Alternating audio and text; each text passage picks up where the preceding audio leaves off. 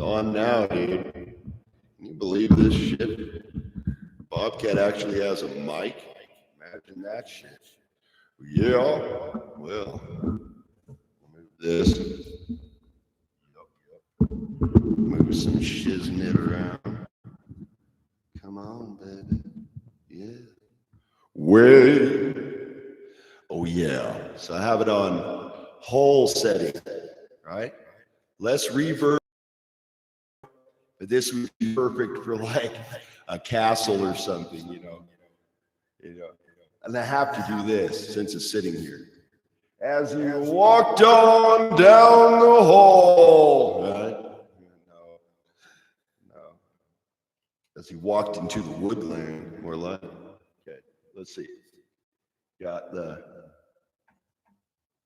broke a string on single, so I got a new string today and went to the.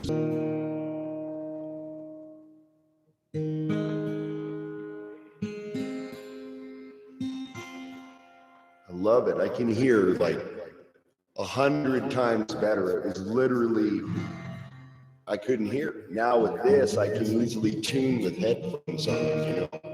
It's cool. Yeah. It's way exciting for me. Man, when I figured that out, I know to other people it's like whatever. The advantage of an acoustic instrument is you can play that baby anywhere. And you don't have to plug it in. A little harder on your hands, but hey.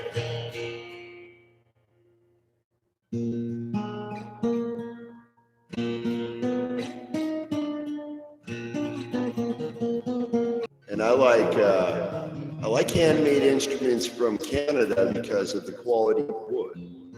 Well, and there's some ancestry connection there, you know. Since that's where my Swedish ancestry came into the country, so that's fairly strong. I can wonder because my dad always told me that all of the clans were interrelated. You go back far enough. My dad went back like 500 AD. I'm not joking. So, according to him, I am related to the original King Arthur.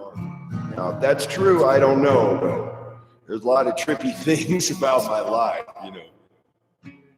I don't know. Going to the Irish and have high king lines. Okay? Scottish, I have a direct pagan name. Fairly close, which means they never Christianized. Got it? Otherwise, they would have changed the name more than likely, or they just don't know. But I know I have a lady by the last name of McHugh, all right? And then you have, what is it, Aodna or whatever, something like that. But there's a specific pagan god associated with the name Hugh. So I'm like, what the heck is going on with my bloodlines? Because I got all this shit mixed in. I'm like, what? It's hard to believe, you know, my dad told me that, but, you know, after 45 years of research, okay. And then when you figure out that the original King Arthur, a lot more consolidation in tribes in certain areas. My dad, I can't pick his brain because he's gone.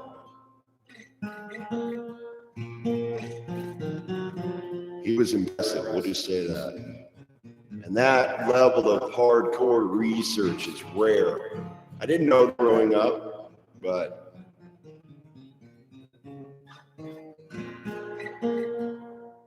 I didn't even know how hardcore folkish I was raised. Because my dad was not like other Mormons. I realized that growing up. Oh, like in his later years, I love my dad, but he didn't go to church. He just sat at home and studied, and he would study all different types of subjects, esoteric to whatever. One of my goals is to revive his research, you know. And I still have all the handwritten documents that my dad painstakingly filled out. I saved all of that. But he would get letters from people from all over the world thanking him for his help. You know, relationship, whatever, brother, sister, whatever it is. That I let that person know I love them and I connect with them. Otherwise, why do you call someone your friend if you don't give a shit about them? It's just like whatever. Doesn't mean anything. That's an associate. Now, I think it's Kola, but in Lakota tradition, when you called somebody your friend, that was paramount to extended family, and that was a blood oath that you had to that person. You did not lightly throw that around at all. And I think that's a good concept to have, because I feel like that's how our tribes work. You know? And that the top end elites, they wanted more, because if you watch, and I'm kind of repeating, but as expansionism happened, right? And the royals are killing each other off for power and whatever.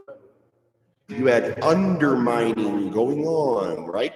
Worm tongue, shit. Why would they come to your aid? Now, something else far more nasty may pretend, I'm your god. People don't think that's possible. Oh yeah, in the astral realm. It's like this. You're a junior leader and you're going to play with pros. Be kind of like knowing nothing about folklore, and I'm sitting around somebody who is an expert, and I'm acting like I know what's up. And I'm talking Ronald McDonald. They're like, what? That's not even related to shit. What?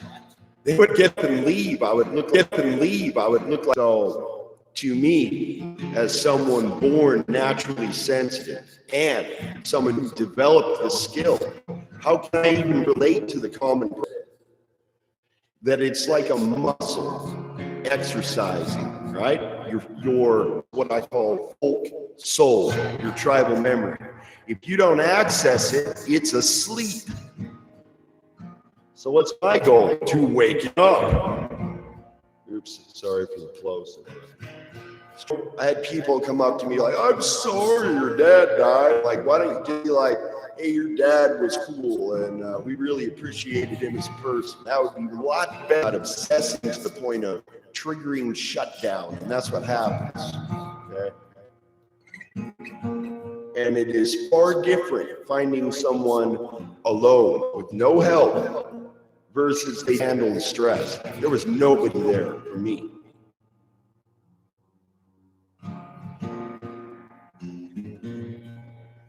Anyway, I got cut off. I knew it would be a bad signal, whatever. There was no one there to help me, right? The first people I called it was not somebody, the first time I had a scare with my dad almost dying big, right? You know, over 300 pounds. Here I am, $160, and I was able to haul him, pull his whole body. I used, onto his bed so he rest. However, I realized that due to the lack of oxygen to the brain, a great mind, but his constitution had been whittled down over time. You know, that's why this is personal to me, and I'm not out here about the money. You know what I'm saying? If you got the vibe to do that, I understand. But you got to have a root core heart about what you're doing. Hey, Dad, I can hear you in the breeze. Said, stay focused to the core. Can hear you in the hole calling down to me. Keep on blaze on, feel it deep down, So keep it focused in everywhere. Yeah. Travel to the core. Travel to the core. Oh. Say, flow down by. There was something happening in the room, you know. Something happening in the room.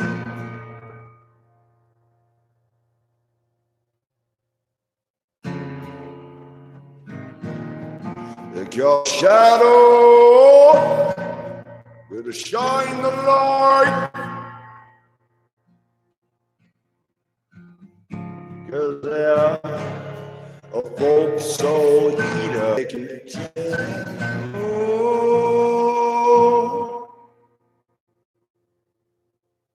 I'm gonna shatter your illusion. Shatter your illusion.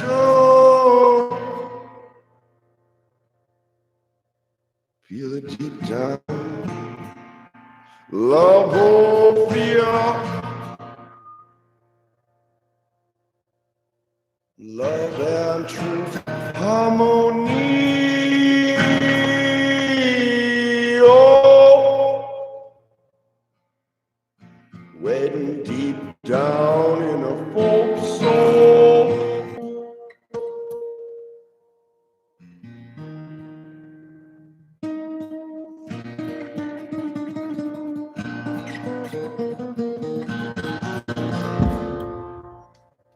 Way down the sea.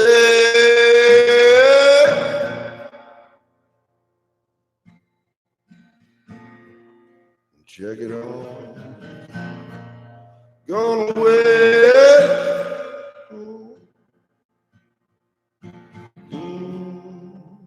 I'll wash you clean. Oh, wash you clean. When the shadow came, I know.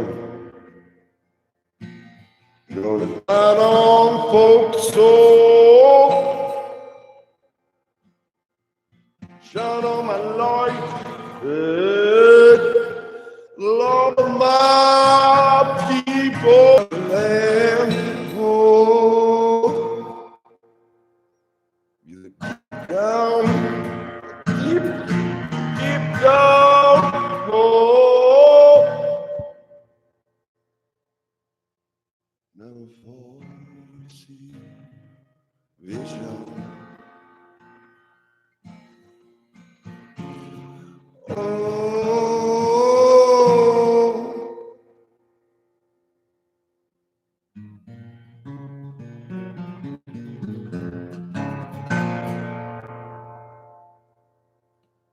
he was a true-hearted man. Never did cheat one time. True to a never-loving woman. Said,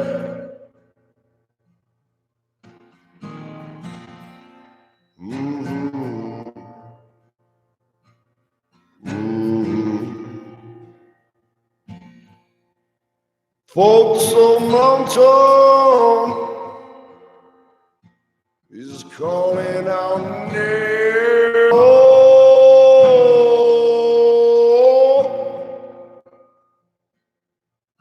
what and stone they say, older than the rocks on the mountainside. Ancient is the core, yeah. Grandmother, grandfather,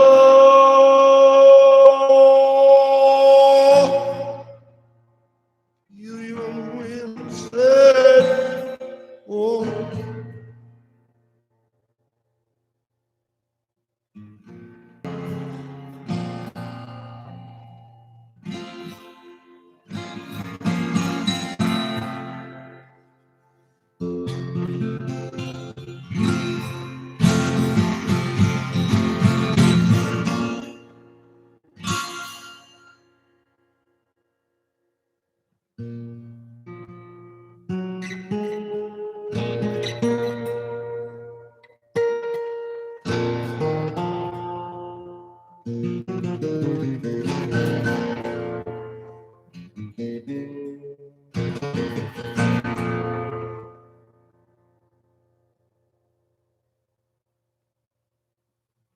souls forevermore.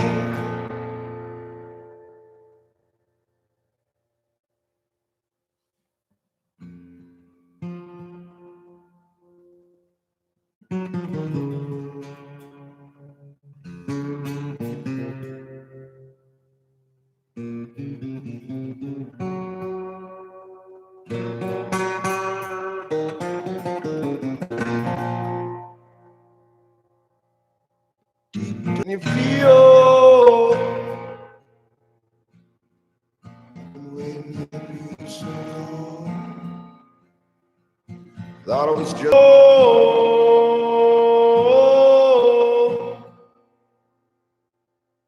I know you're out there somewhere.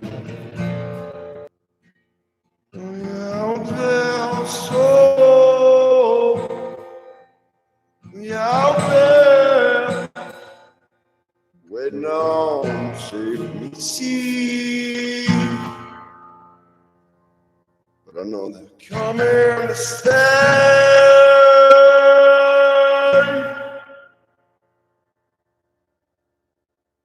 That their confusion is away.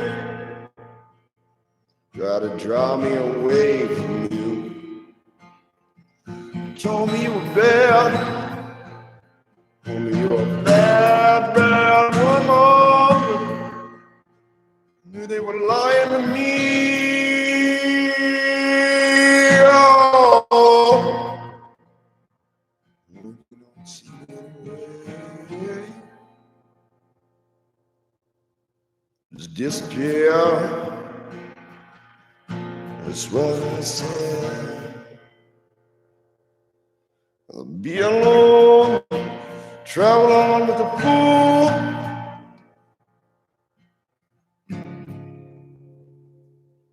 Till then, I think I just keep it in the pants.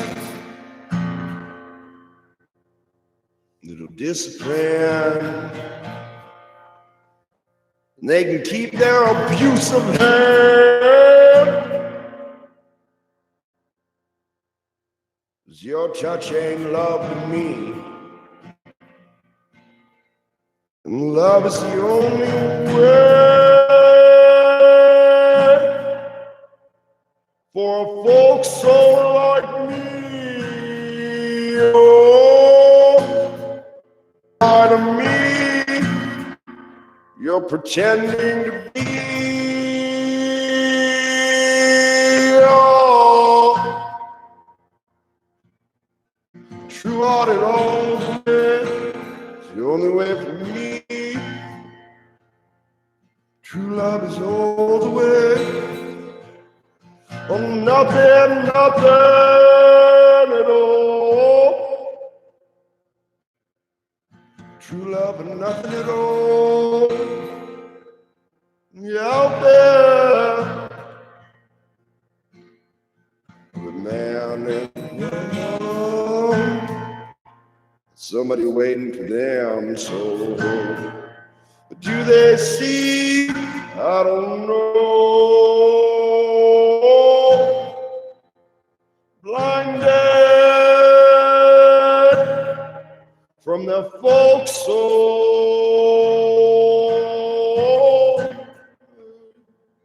Oh,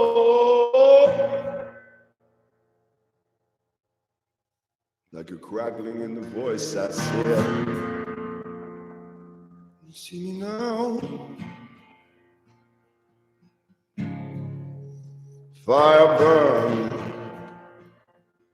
heart's flame, heart to stir the cauldron round. Oh,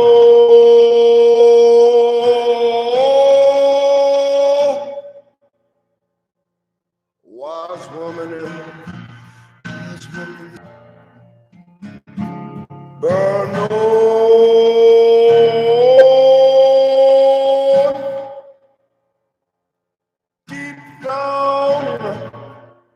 Deep dive into the folk soul.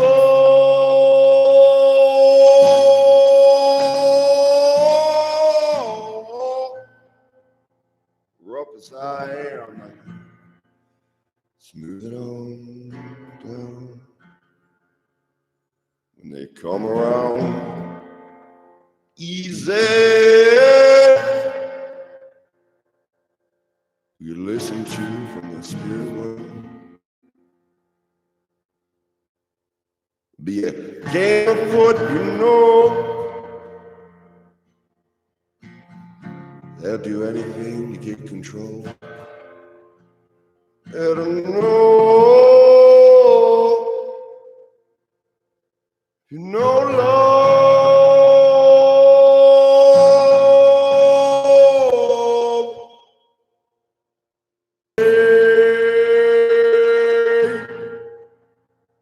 You stand up, you stand up. Easy on the wave, they say. Easy.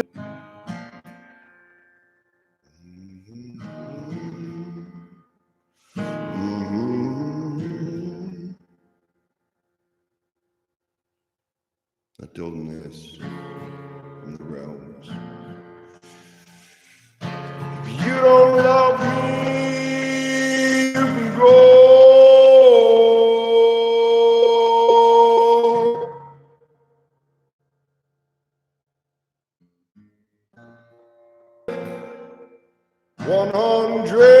%, all the way, all the way.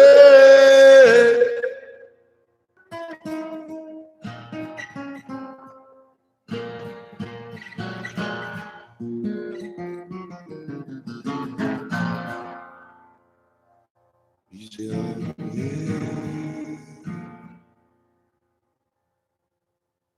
It's time for a reunion,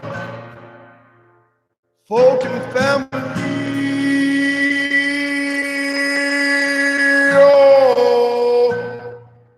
Oh,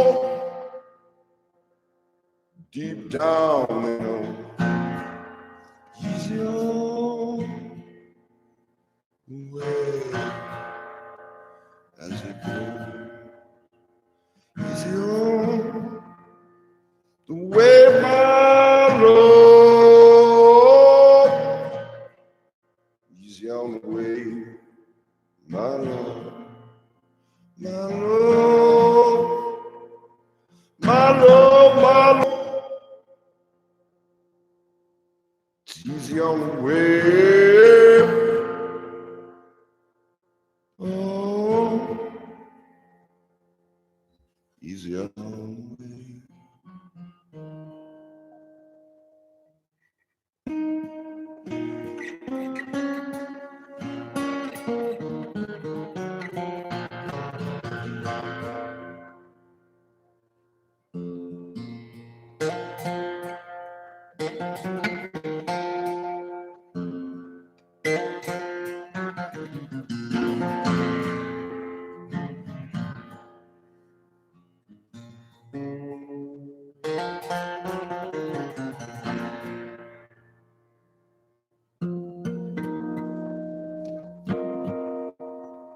Red. Okay. Excellent. I like this guitar because it's fairly lightweight and I can carry it anywhere. And it has a old school design. See that? Look, different shape. See how slender it is? That is to keep the string alignment. Okay. Rise it up, baby. Oh yeah, what they say, baby. I know. I told you I got this mic and I was just like, all right, kidney candy store. I know. I bought this and then it just sat there and it didn't get used, you know, and I'm like, why did I even buy this? I'm not doing all that post-production shit. I record it raw once. That's it. I don't doctor shit. Nothing. You know what I mean? And I like it better that way. So, all right. I'm going to start, like I read partially into chapter 23, the reunion Okay, last night. But now, I'm just going to start it from the beginning as a recap. All right? Excellent. And I am so happy because I can hear. And I couldn't hear before. Like, oh, you know, everything you saw before was me playing while struggling to hear with gigantic headphones on. Now it's like crystal clear. I'm learning to do something because I watch people do that, in that they discount themselves, right? They start saying something about something that's important to them, but they think nobody else gives a shit, right? So they'll discount it. Don't do that. That's my opinion. And it's a habit I want to stop in myself, because you've already bashed yourself in the head before you even opened your mouth, thinking no one will like you, or they won't like what you say, whatever. Eventually, you just be yourself. And if those people like you enough for you, it doesn't matter. It almost doesn't even matter what you talk about. It does, you know what I mean? But just your presence as a person being a positive influence, right? It's beyond charisma. It's where those people actually begin to care about you as a person versus you are entertainment. And that's why I said I'm not entertainment, you know. And it is hard to find integrity on YouTube, right? Because everything's about money, not just YouTube, just in general in the market square. Okay. The reunion in the market square. The afternoon passed slowly, drearily, for the Fomor guards. A chill mist had arisen to sweep its clammy tendrils over them. Some huddled in the doors of the abandoned homes round the square. A few sought comfort from a small fire built from wood wreckage, scavenged from the area. See, he's also referencing the famine. Like, this guy is deep, because if I didn't have the background I do in folklore, I wouldn't pick up on it. A family, right? The family of gods, whatever it is. Okay. Oh, inside the tent to chase out the invading dampness. Then he moved back toward the table where Lou and his father sat. Move this just a little bit, too close. Drop it slightly, aim it up, right here. Oh yeah. You know what's cool about this mic is you have to almost be right up on it to get full power, which is kind of nice, because if it's hypersensitive, you're going to blast the mic and then people will be like, ow. You know, I think I did that before. Make an adjustment, right? Okay. Then he moved back toward the table where Lou and his father sat. Their young visitor was just finishing his description of the conversation between Balor and Bress in the tower. As he did, the big man sat back and looked to his son, a hot anger deepening the ruddy complexion of his face. See, look at how they look at traitors. Then you believe Lou's story, Angus asked. Saw Balor so close as Lou did. I know that's true as well. The images of that black giant, if he was really convincing them, he knew he had to succeed in that. Without the help of the dog, Angus said with emphasis. He looked to Lou. Embrace what you've discovered. That's why they're seeking with the Fomor officer, Strang, S-T-R-E-N-G, associated with strong, with a Germanic root. Since I looked up the etymology, I had remembered looking that up before, but you know, it is what it is. Okay. The Fomor officers, Strang. I have to really work on saying that one. at the drinking hall. Ha. Strang? Repeated Angus with a note of interest. He's at the fortress now. If there was any question of the truth of what you said, now why I had to come back, said Lou. It's Brass himself who is your worst enemy. The Fomor only want you to submit, to remain weak. I'm going to add something. Okay. To those of us who are sensitive to energy, all right, the realms, you think spirits are real? I do, but that's my opinion. Don't you think that would be their goal? To submit you, get you to remain weak and spinning in circles? I'm talking high-level practitioners, targeting individuals with their energy. Utilizing a group, maybe they would do it with a coven. Not accusing anyone present, just saying.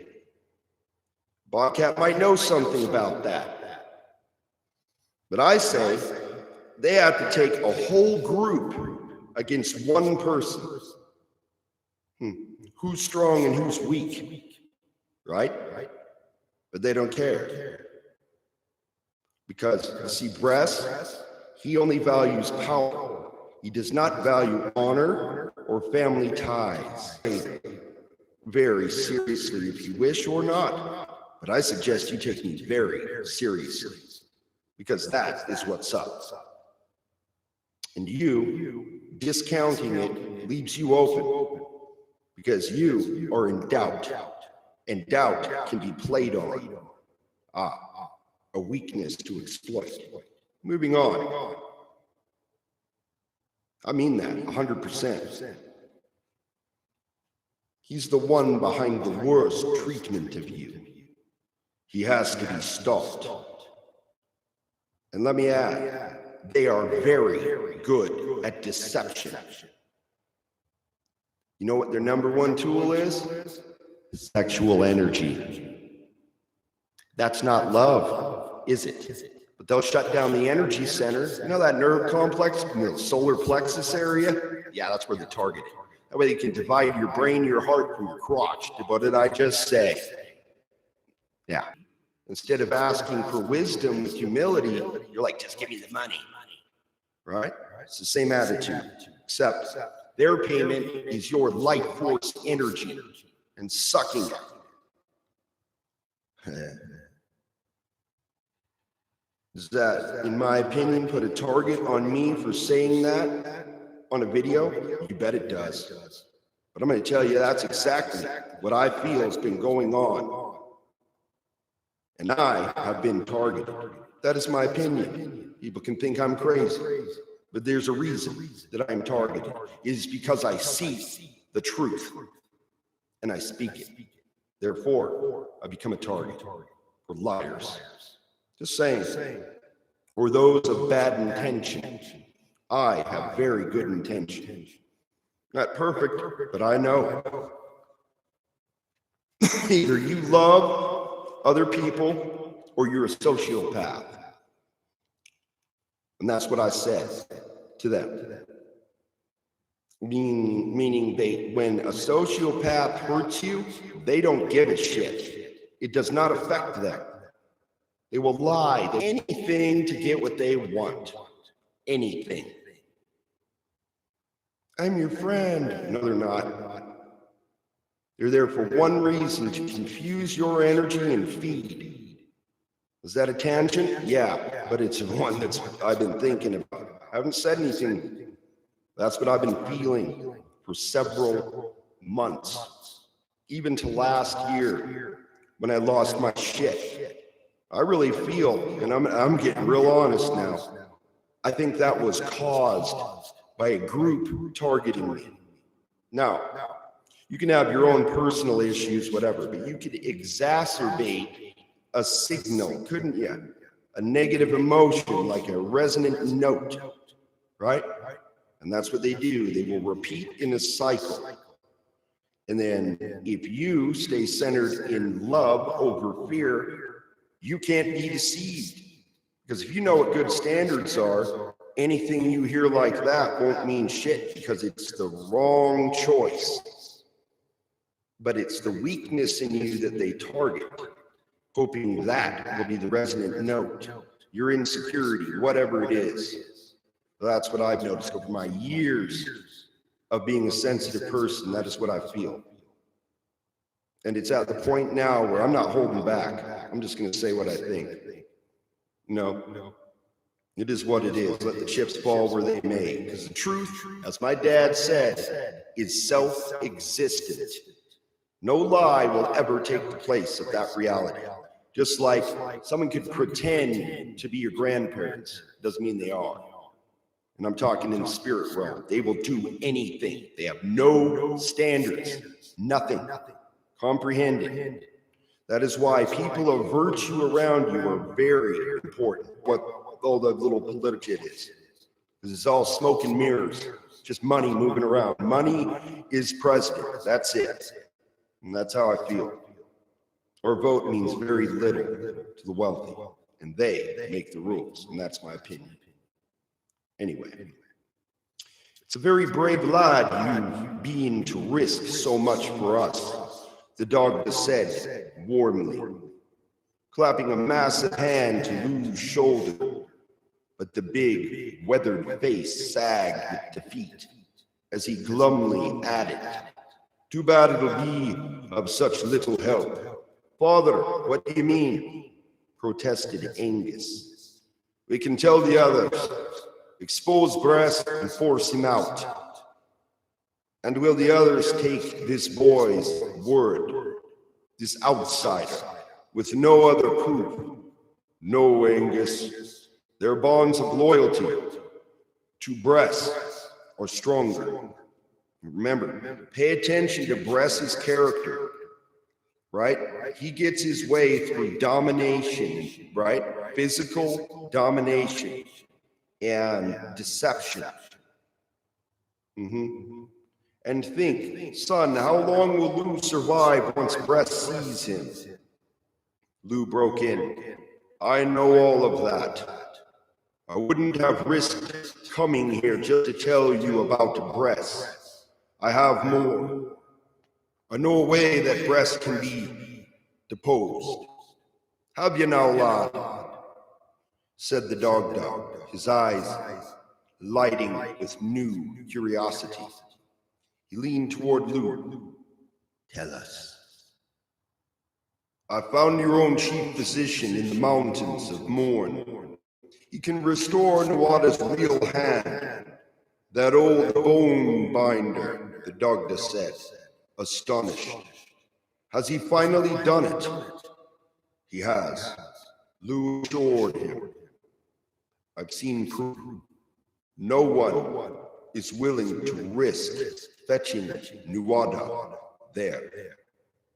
That's what I've come to do, and I need your help. Will you do it?" He eyed the two hopefully. The Dogda considered. Diankert always swore he'd do it. He could, if anyone can. If Nuada can be restored, the first loyalty of all the Daytonons will go back to him. Then we'll be free to deal with the Pomor as a united people. "But Father, would Nuada be any help to us now?" Angus asked. "He is so sad, so hopeless." I felt like that.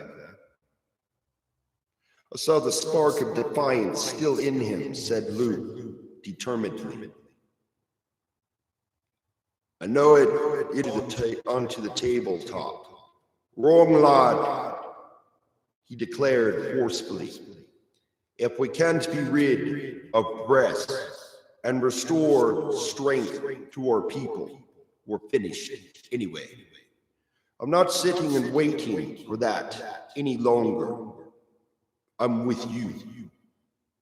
"And I," added Angus. "But we'll have to make a plan to get Nuada away.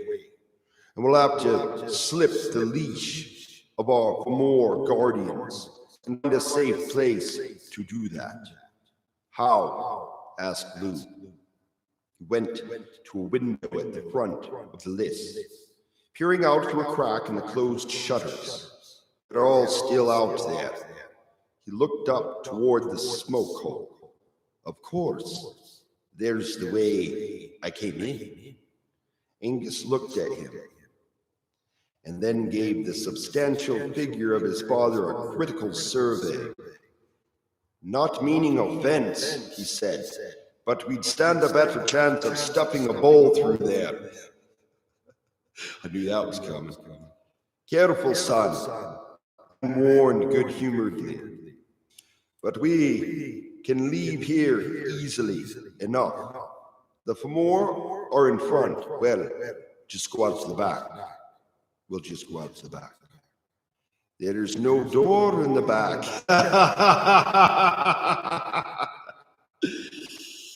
Listen, Rose. One stroke ought to do it.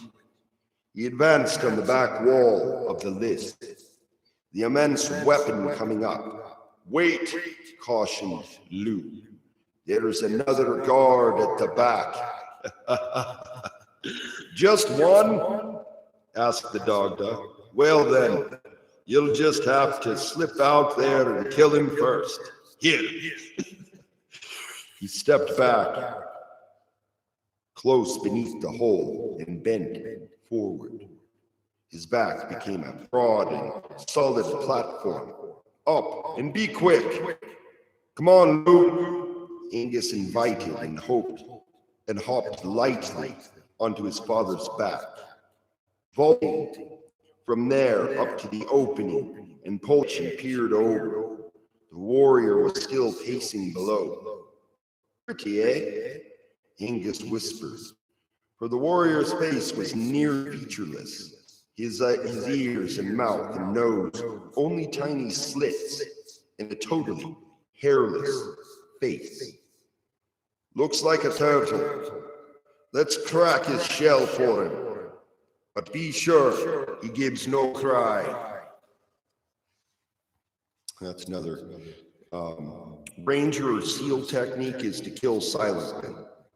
Generally, they do that by going up into the heart or into the lung underneath the rib cage.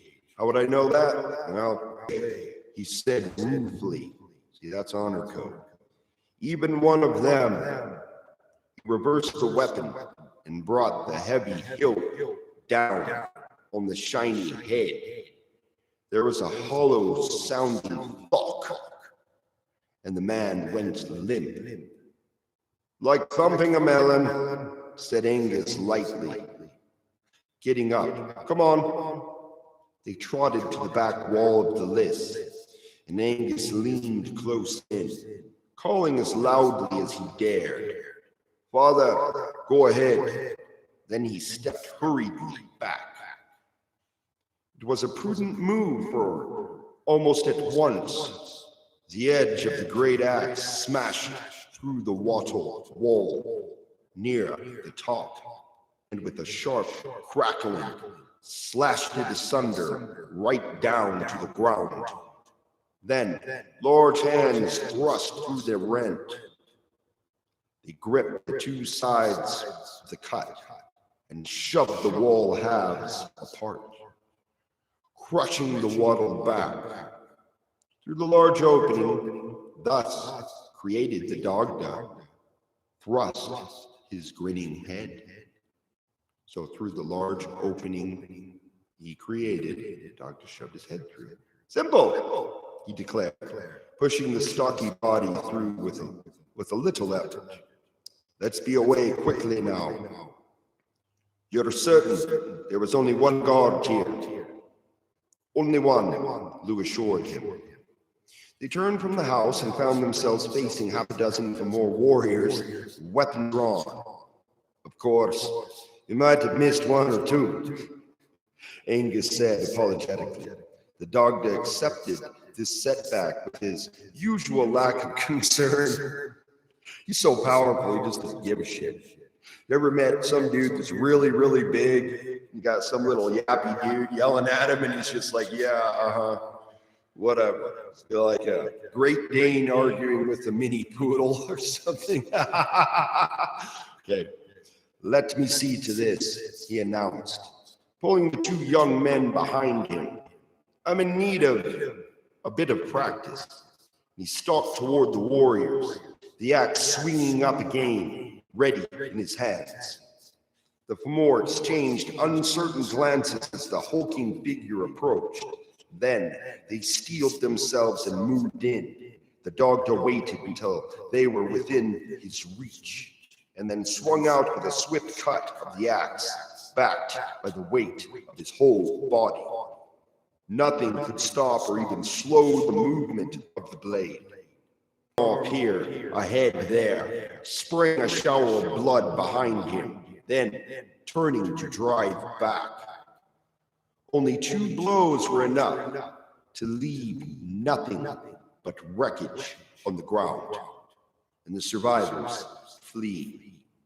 Oh, give me a fight, lads! The dog that pleaded after them, but in vain. He shook his head sadly. Too few of them, just too few. He and his son followed Lou away from the list, down a narrow way between other houses, followed a twisting sound right above them. That's probably Morgan. He looked up in surprise as a large dark form soared over his head, brushing his hair, forcing him to duck. With a loud, raucous call, the thing sailed ahead and settled to the ground in a flurry of wings that raised a swirling wind round them. The broad wings furled, and they saw a huge black bird head up, glinting eyes fixed balefully on them. But in an instant, the image lifted. The shape seemed to explode in a shimmering light, grow up and out, causing Lou and the others to shield their eyes, and then it faded. I think that was her changing form. Okay. Revealing the figure of the Morrigan. I have to say it like that, because she's awesome. I called the Morrigan only once. I was really pissed off. And it was against a disrespectful dude. I was that pissed. I'm like, you know what I mean? He was just very dishonorable to a lady I was working with, and called him on his shit. Anyway, her cloak wrapped tightly round her cadaverous form. So, Bress, has you spying on us too? The Dogda said angrily. So Bress has you spying on us too? I should have guessed as much. Her sharp gaze stabbed at him. I said, as you seem not to do. The eyes shifted to Lou. Now remember, goddess of sovereignty. Sovereignty of the land. Anyway, Bress was right about your involvement with this boy. This boy means to help us, the Dogda tried to explain. Listen to what he knows. She cut him off brusquely. I don't want to hear it. I only want the boy. A long arm slid from the cloak and rose toward them. A claw-like hand pointed at Lou. Give him to me now, and I'll not tell Bress he was with you. No, Morrigan, the Dogda responded heavily. It's too important a thing for all of us. Your bonds may keep you from helping, but don't be interfering.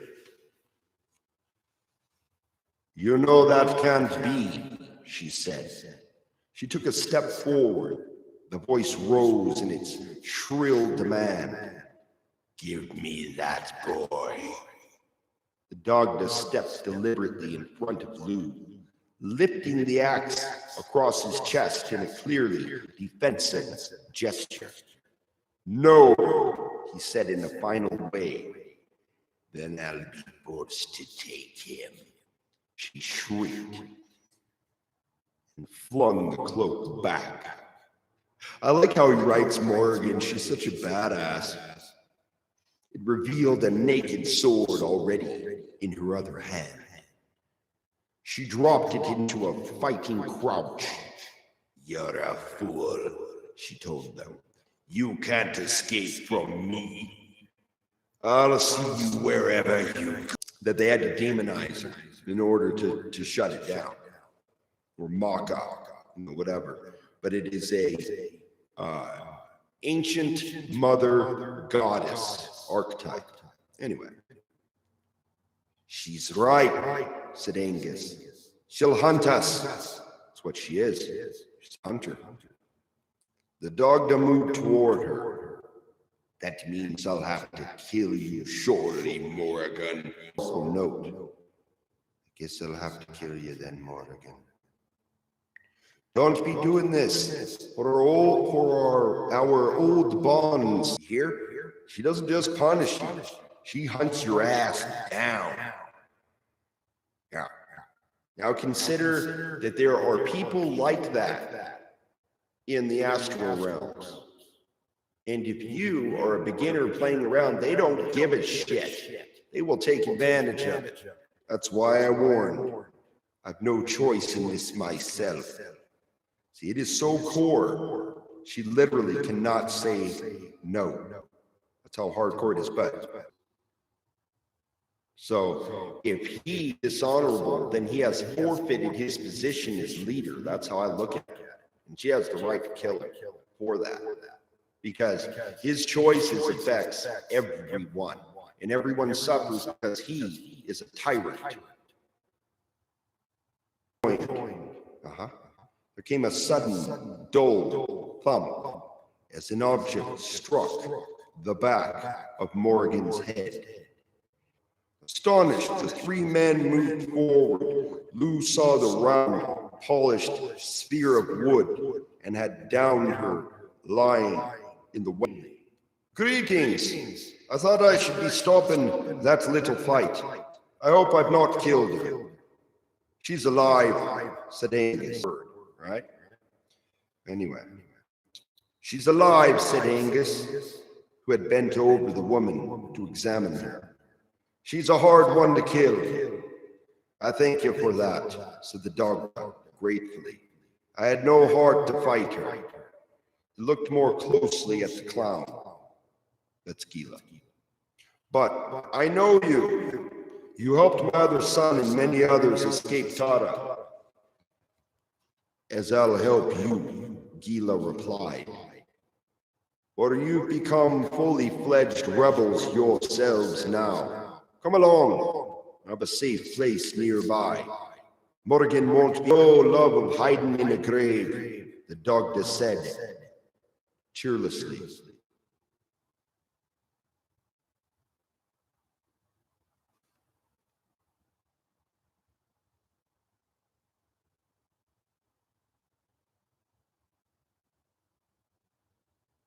Come on back. I've no great love of hiding in a grave, the Dogda said cheerlessly. They were deep in the heart of a stone passage grave, crowded into its central compartment. Great slabs of rock surrounded them. Round the outer edge of the circular space were the hollowed out spots where the ashes of the dead warriors lay. The place had a chill and an earthly smell to it, and their single torch lit flickering patterns of shadow on the low roof and walls, and made the spirals and interlaced designs on the rocks seem to writhe and entwine like serpents. Remember that stone with all the spirals on it?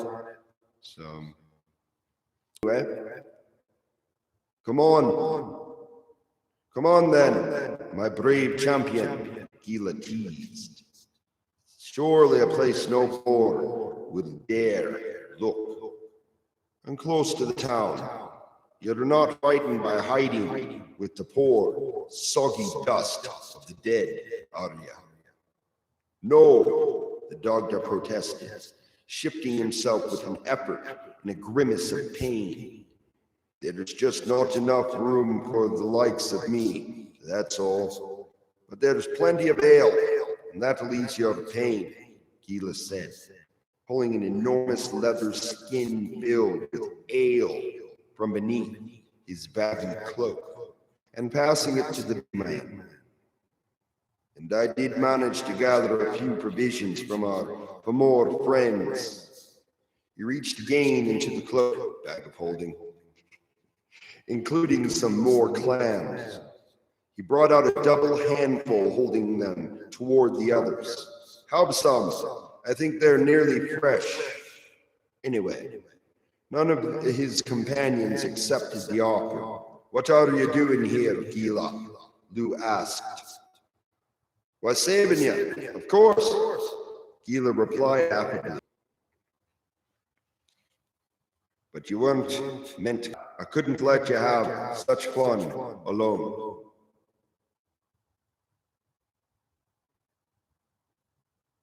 Dropping in and out. It was a fair guess and another that you'd seek out the Dogda here.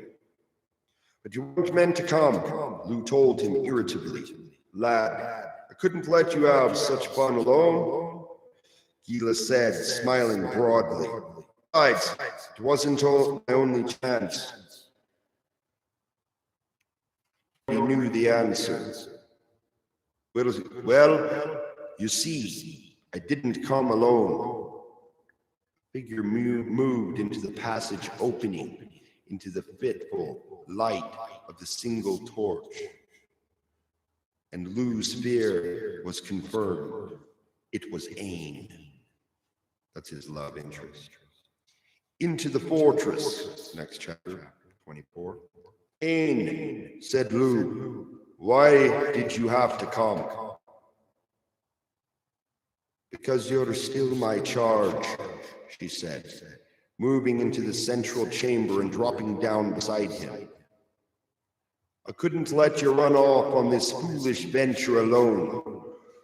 Why did you think you had to do it? Her tone seemed to him like the one would use on a wayward child. He resented it. Because this needed to be done, he replied heatedly. It was my own choice. I'm tired of doing what everyone else wants. I agree. But only when this is finished, she sighed. I was afraid that would be the way of it. Well, shall we be at the planning of it then? She added resignedly. We? He repeated. This isn't to include you. Don't you understand I left you behind on purpose? To protect her. And don't you understand I didn't stay behind? She shot back. That's right. She's an equal, and he has to realize it. Right? Ain, you've taken enough risks. So have you, she said, stubbornly. Besides, I enjoy them. I refuse to involve you. You haven't any choice. That's right. He has to protect her sovereignty as an individual to make decisions. That's the number one thing I would look at as a lady. If you're going to date a guy, you better be looking at that, or it's going to be a force of wills instead of harmony. And I'm looking for harmony, not conflict, right? The dog, watching this exchange with growing irritated affably. They are very close. Dismissing him as obviously mad, the big man shifted his surprise. Children, he said tersely, there is not the time for this. Everyone in this town will be a hunting of us now. We've got to make our plans and move quickly. So, who is this girl and what's... But she's Bress's cousin, Angus protested. She can't be trusted to help us. Yes, she can, Lou admitted. Grudgingly, she's been helping me all along. She's no cousin to him. Then who are you? Angus demanded. That's nothing to do with you, she curtly answered. You only need to know you have my help, and you'll be needing it. The fortress is heavily guarded by warriors on watch for you, and agents of Bress are always close to Nuada, too. How do you know this? The Dogda wondered. He pulled his axe away and heaved himself closer to the girl, curious now. I've just come from there, she replied in a casual way. Lou's reaction to this was not so casual. From the fortress, he cried angrily. You went back there? I lived there, if you'll remember. I'm still Bress's cousin, so far as he knows. The Dogda and Angus can't go there now, and you and Gila are known to Bress. That teasing arrogance. I would say she's fairly confident. And I'm the only one who can help you get inside. Maybe so, said Angus guardedly, giving her a close, appraising look. If we can trust her. We can trust her, the Dogda suddenly and wholeheartedly decreed. She's a fighter. I can see it in her eyes. He took up the skin of ale and passed it to her. Here, drink with us. Rite of passage. She smiled coolly and took it. Upending it, she let a stream of ale rush into her mouth, swallowing the harsh stuff as it came without a pause. Oh, she can drink. After a long draught, which all the men watched with amazement, she tossed the much deflated skin back. There, she said evenly, I've passed your little test. Now could we get on with the planning? As Ain came into the main hall of Tara that night, she paused to look around her. Her bored and haughty demeanor masked the company. She had given over the simple warrior's dress for a long gown. Here we go. Rich green cloth embroidered with golden thread. What color was that? Oh, was that green? Hint, hint. Anyway, moving along. Lady of the green sleeves. Come on. Her free billows of hair were confined in loosely plaited braids. At either shoulder, they glowed softly. Like entwined torques, the finest left his days, whatever days, D-A-I-S, and crossed the room to her at once. He was smiling broadly and his greeting was warm. Ain, I'm so happy you're back, he said, taking her hands. How is your father? He's doing well, she lied sincerely. He sends his greetings to you and hopes to see you. I'd go to visit him, Bress said, apologetic, but it's done. It's too far. Luckily, thought Ain. Ha ha ha. See, she's thinking something else and then saying something different.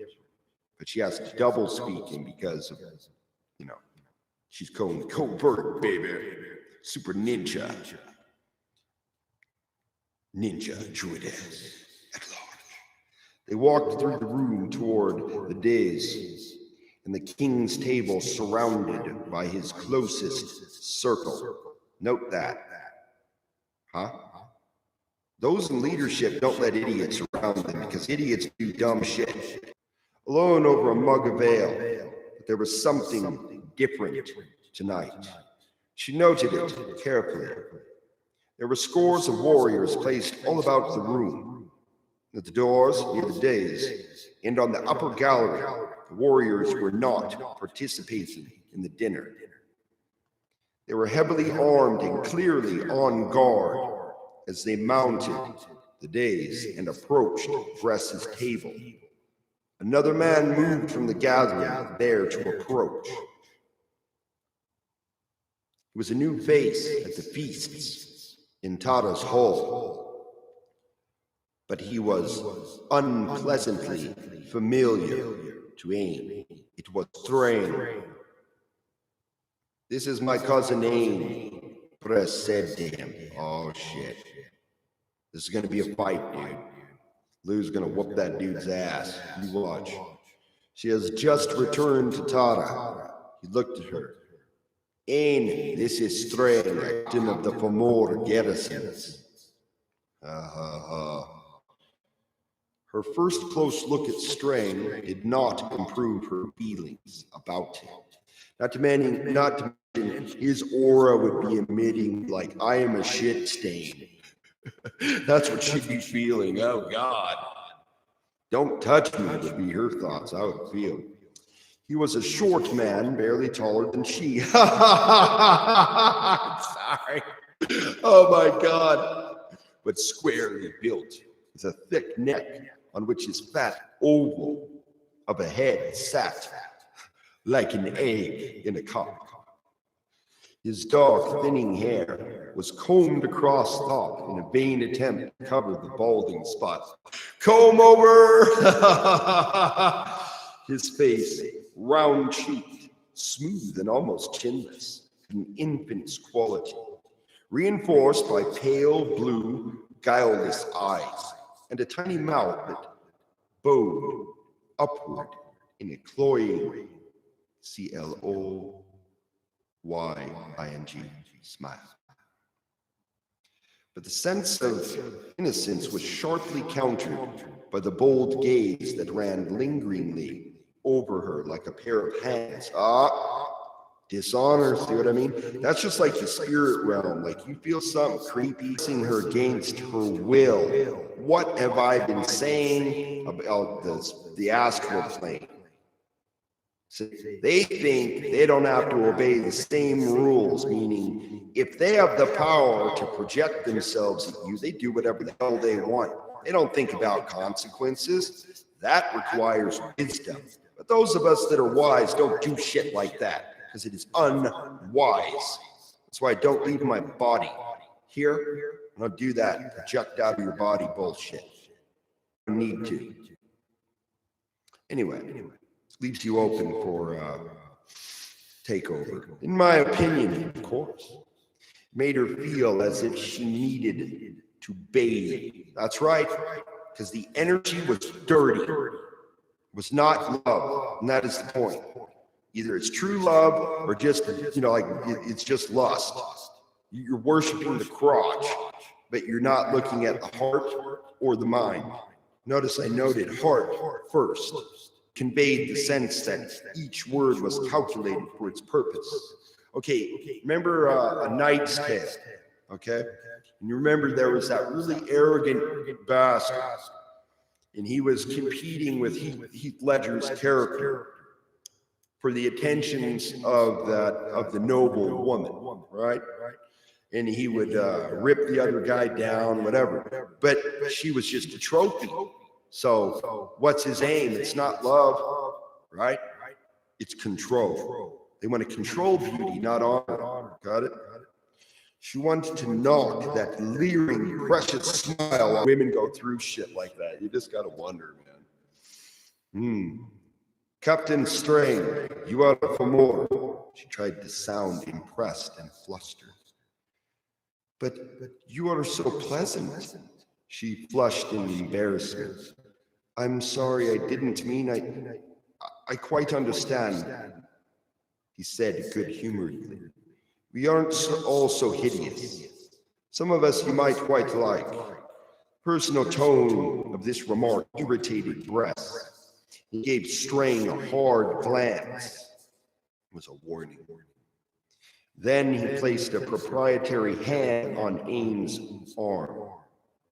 Come sit by me, he said. See, now he has gone to physical touch. He's grabbing. Now, note, that is sexual harassment. He led her to a seat at the long table beside his, but Strain was not about to be outmaneuvered.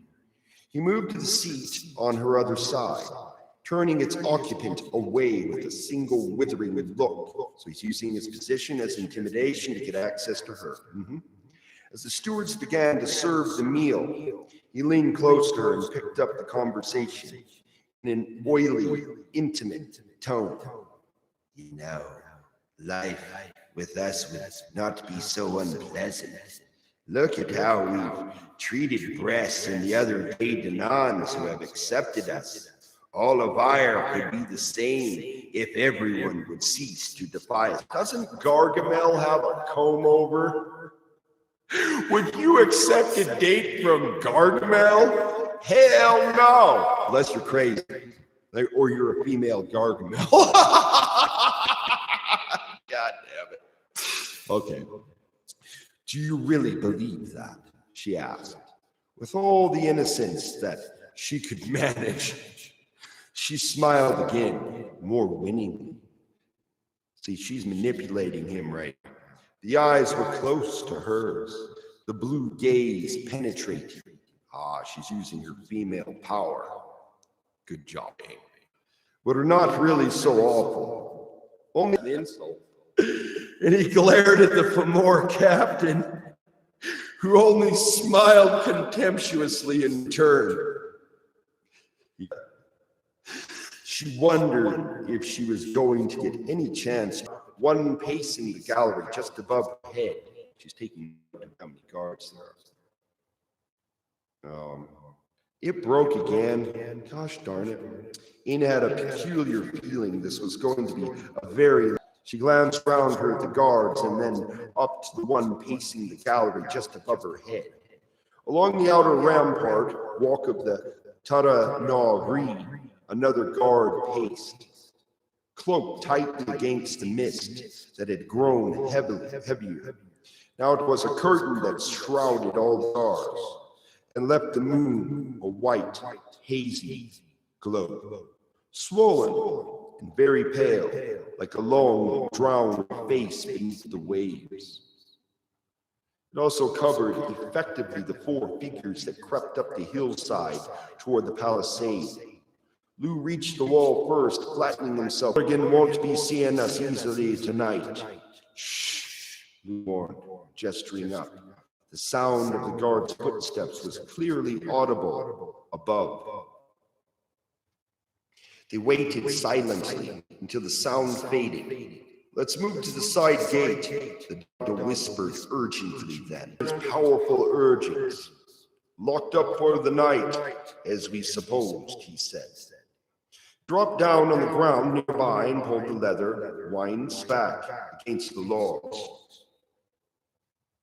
A man of my own thoughts, Gila said brightly, and dropped down too, taking the skin, the dog at the door. Come on, lad, rest a bit, Gila urged.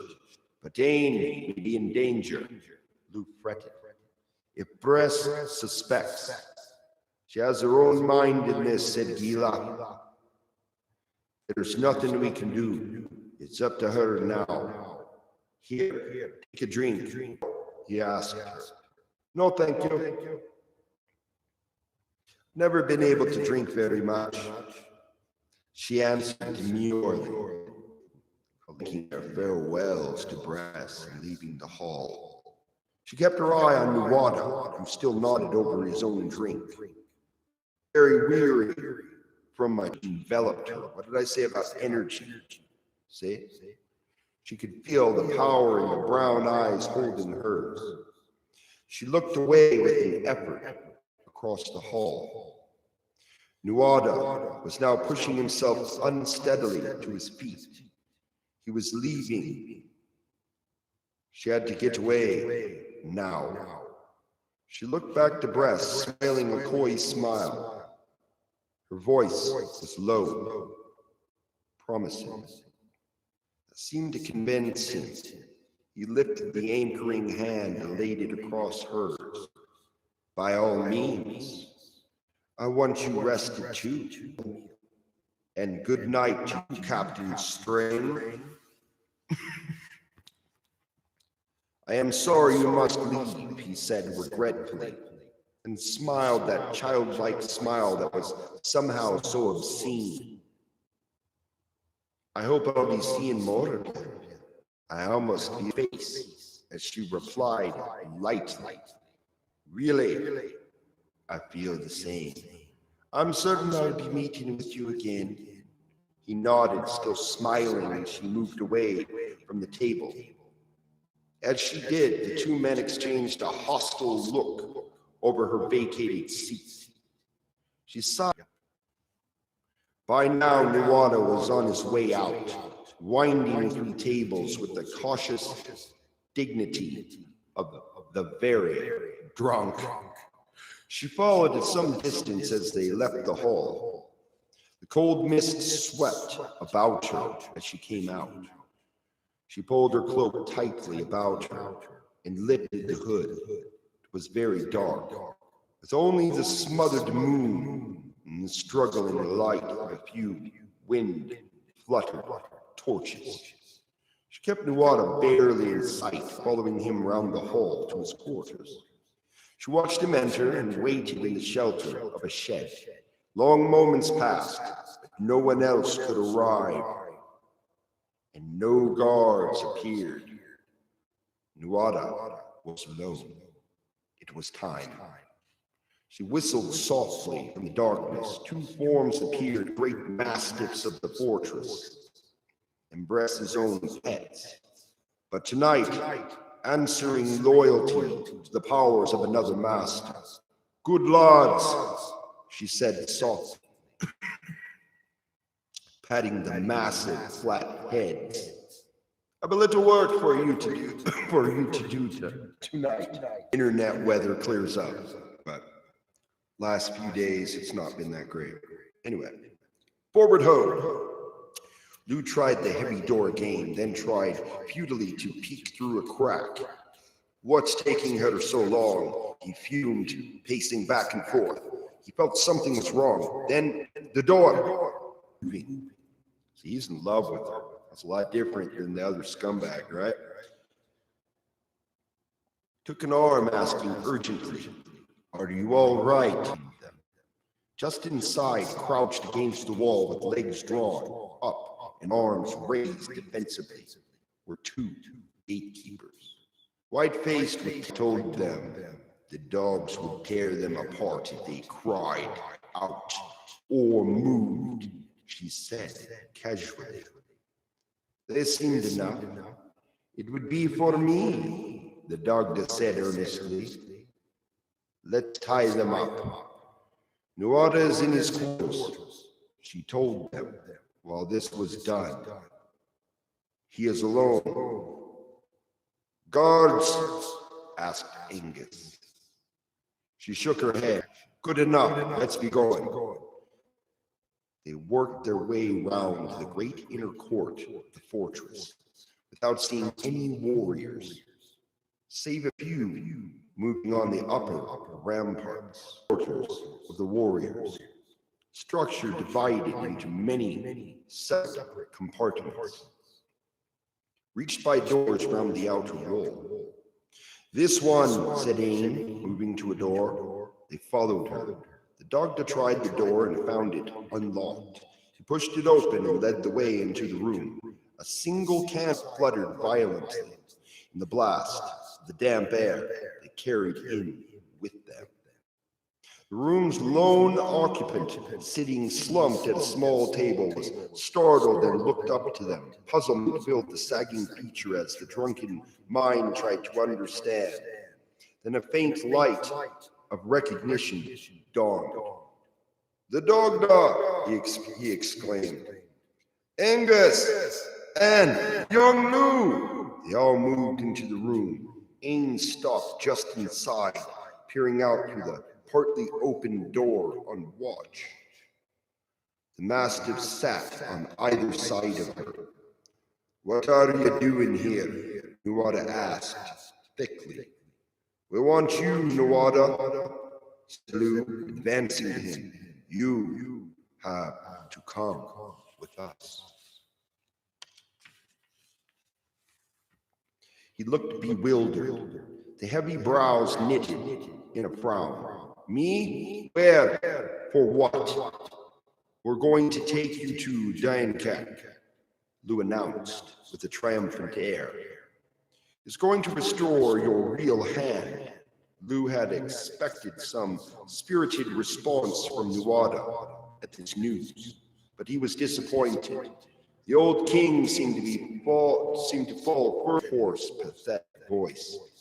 "There's no use to that." Lou dropped down beside him, putting a hand on the bent shoulder, speaking more urgently. "Nuada, don't you understand? He can restore your hand. You can reclaim your kingship." With an immense effort, the head came up again, the blearing eyes fixed on Lou. "I've lost the right to that. I'm useless now, useless to everyone." I felt like that before. Lou stared into the lifeless, dull eyes.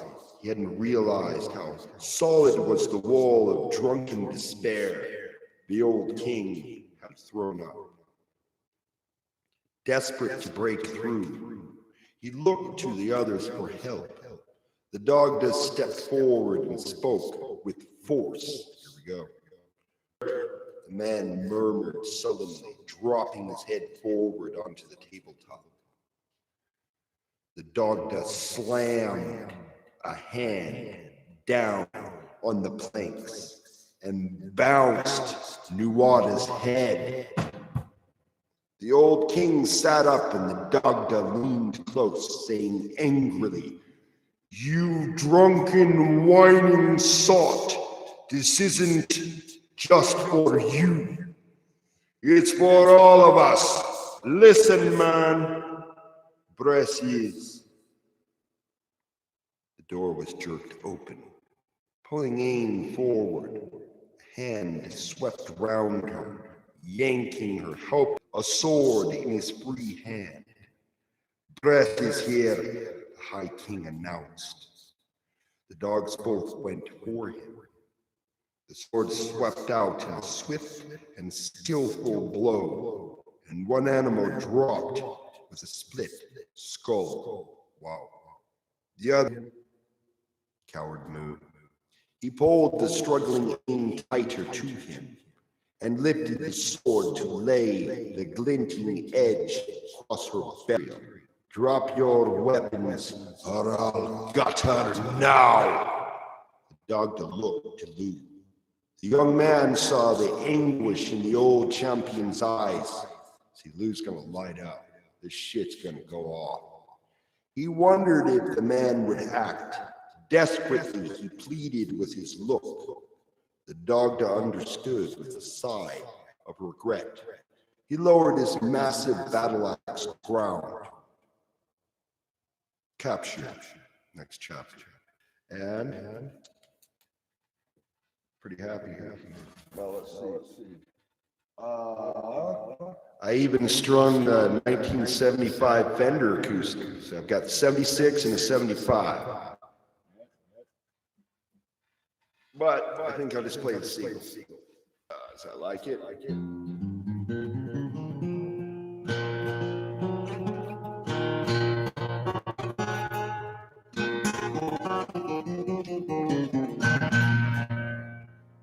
Soft love, soft love.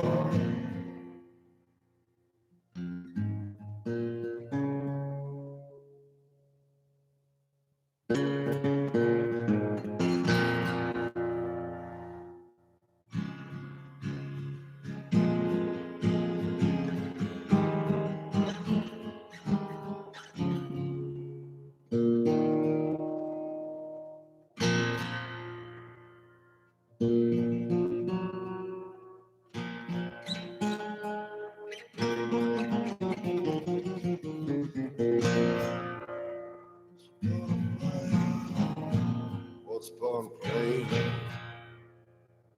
Only the truth remains. Oh, only the truth remains.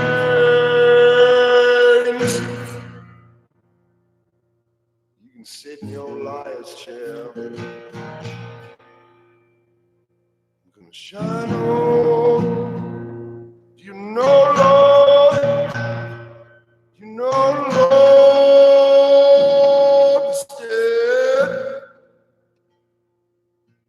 Stand by love. 100% all the way.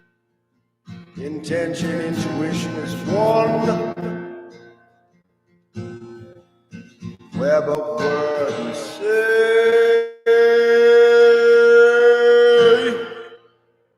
Feel intention like in a room. And they be coming from the other realms. Tell you anything you want to hear.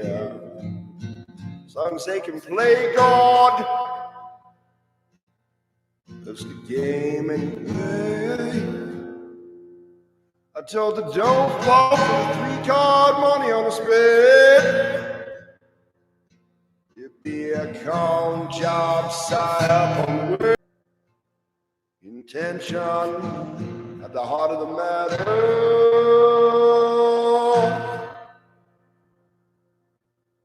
Have to spend the time. Tune in to say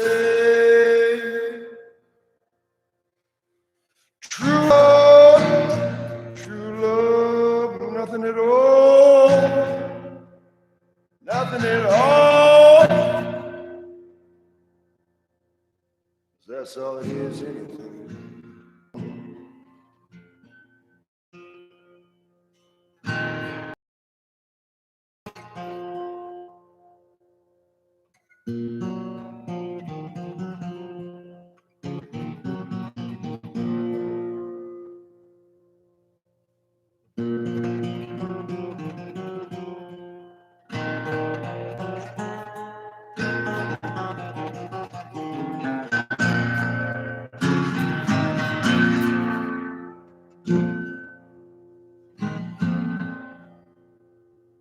Maybe you're so used to being lied to, you don't even know what the truth feels like. You reach deep down, stay true. You might just have a chance, you know. True love, be listening to them. I guess all they are is a talking crotch. Oh, that's an offense to my folk soul, you know. This is true love.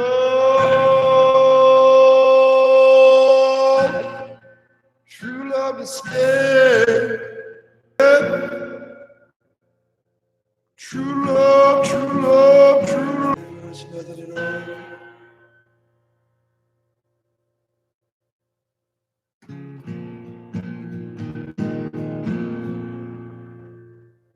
Well, if it's not love, then you can keep the rest. I didn't want it anyway. On a high level, and deception is the aim. And I don't accept it. Nor do I accept betrayal or turning on those that love you for personal gain. See, that's exploiting somebody else's feelings. And I won't do that. And if that means I have a harder life, then that's the way it is. But it's truth just is. Oh, be a sad day. Shine on. We shine down. Oh, shine on. shalom, shalom.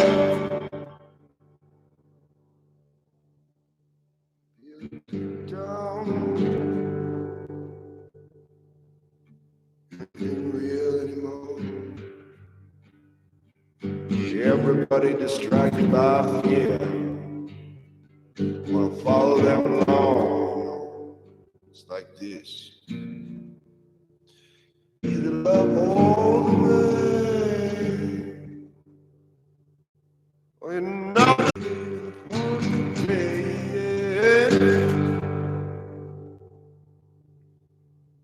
but I know you never see me anyway.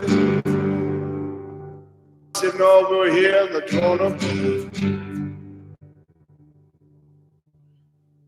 True love,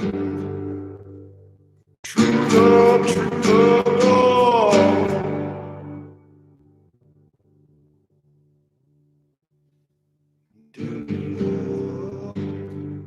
Beautiful love,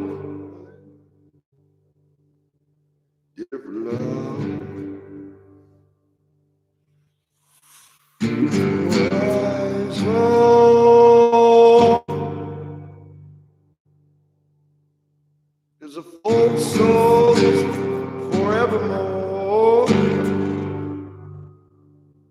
Do you know love?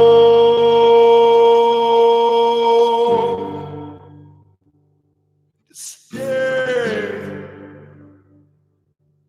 circle around, oh. This ain't no game, no. It's real.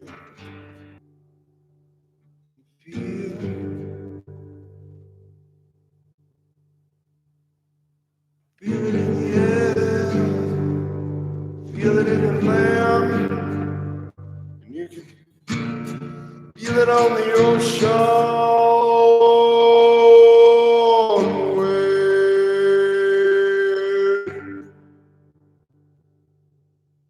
undertow, it's easy all around us.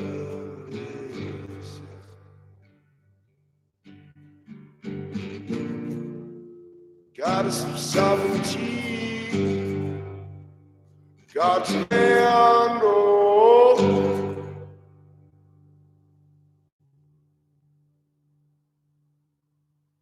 coming on the wind.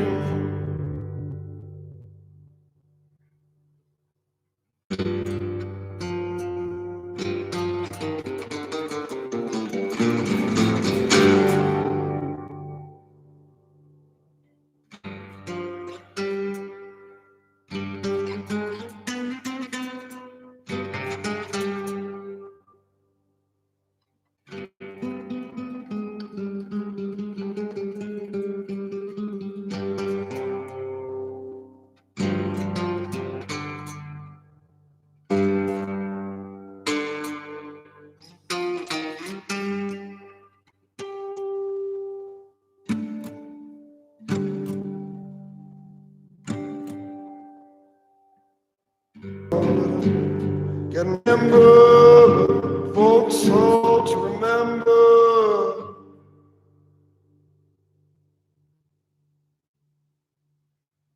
Cause we are a living memory. Sure as the sun does shine. And you feel, can feel. Deep down inside, it's all there is, and I've done my best. And if I fall on the wayside, it's for true love, true love, true love.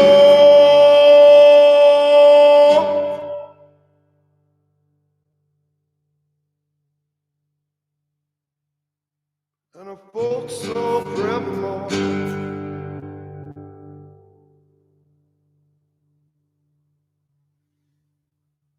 I could feel it all.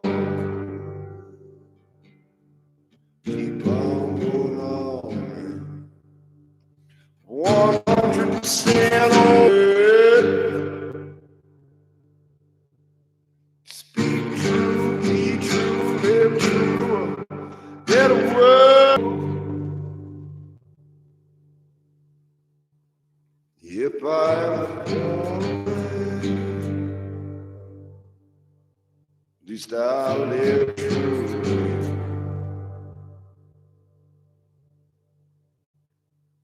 But if I have love to stay, I have love to stay and circle round. Heart and soul, love to grow.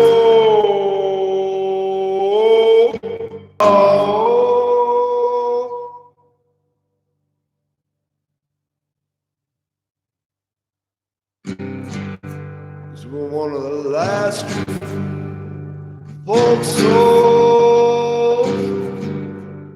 We're gone, that's all there is. Yeah. See me clearly now.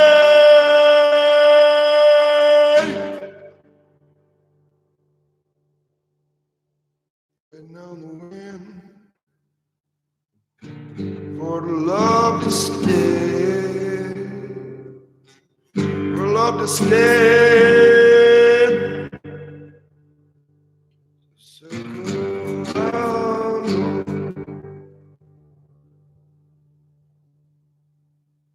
Heart's great, such new, what its intentions were. Cause she's got love always.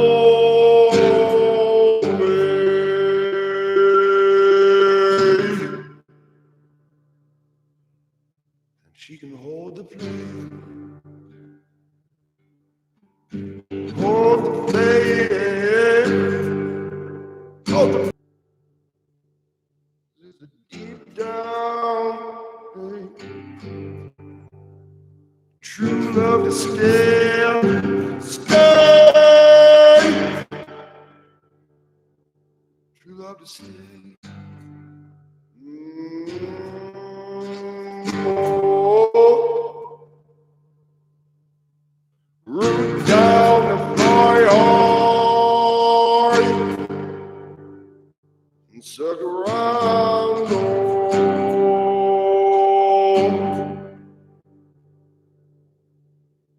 Feel you on the wind, you know, as if they come your way. Say they'll meet, that ain't me, no. Yeah. This is true love to stay, true love to stay, true love to stay. Oh, things are getting loud, oh, grandmother on the wave, on the wave, on the wave.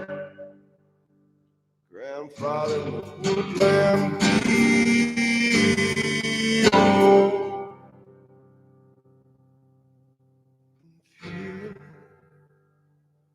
South floating trees, oh, shining like a light. Oh, shine on, shine on. For love is forevermore.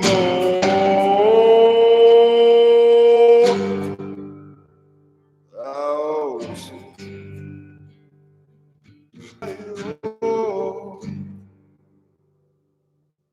circle round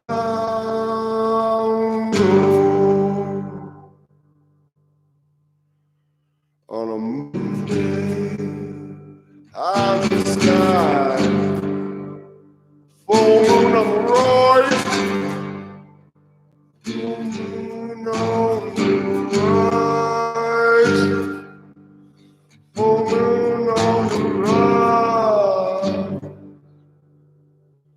It's got us away. Woman, I know I am in the woodland,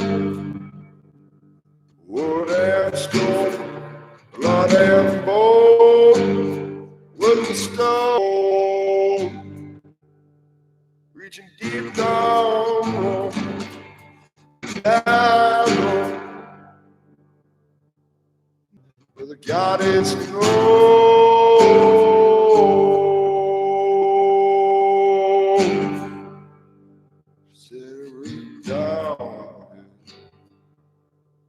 Reach down, fly, root down to fly, fly, fly, to fly,